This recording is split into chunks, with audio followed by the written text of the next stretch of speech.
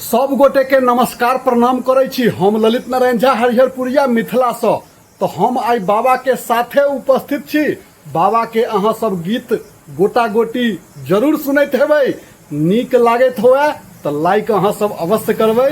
तो बाबा एकटा कनिकटा के आखर सुना दियन सब गोटे के। जिंदगी क्या है,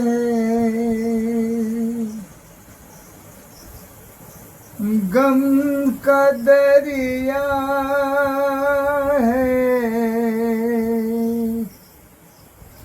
न जीना यहाँ बस में, न मरना यहाँ बस में, अजब दुनिया है।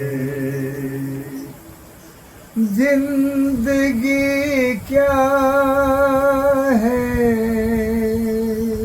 तो सुनलिए ने अहाँ सब बाबा के मुँह से गीत रे। एहन पुरान गीत आ एते भाव से एते राग से जल्दी नहीं भेटत यौ। म्यूजिक पर तो क्यों तमक जाय छै, क्यों बमक जाय छै, क्यों सनक जाय छै। लेकिन एना बैस क राग में गेनाई आसान बात नहीं होय छै। तो धन्यवाद।